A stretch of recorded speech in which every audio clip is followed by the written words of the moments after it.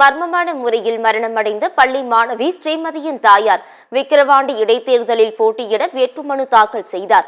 கள்ளக்குறிச்சி மாவட்டம் சின்னசேலம் அருகே கனியாமூர் சக்தி மெட்ரிக் தனியார் பள்ளியில் கடந்த 2022ஆம் ஆண்டு ஜூலை மாதம் 13ஆம் தேதி மாணவி ஸ்ரீமதி மர்மமான முறையில் உயிரிழந்தார்.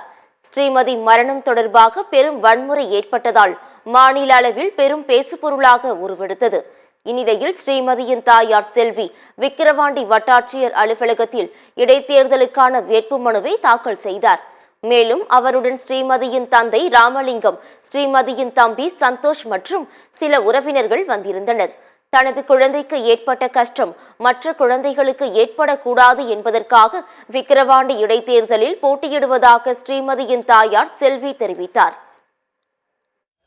2 வருஷ காலமா எவ்வளவு கொடுமைகளை அனுபவிக்கணுமோ அவ்வளோ கொடுமைகளை அனுபவிச்சிருக்கேன். இந்த அனுபவம் தான் இந்த இடைத்தேர்தலில் என்னை போட்டியிட வச்சிருக்கு. எங்களுடைய முழு நோக்கமே மக்களுக்கு சேவை செய்யணும். நான் பட்ட இன்னல்களையும் துன்பங்களையும் மக்கள் படக்கூடாது அப்படின்ற ஒரு முழு நோக்கத்தோடு இந்த இடைத்தேர்தலில் போட்டியிட விக்கிரவாண்டி தொகுதியில் மக்கள் முன்னாடி நிற்கிறேன்.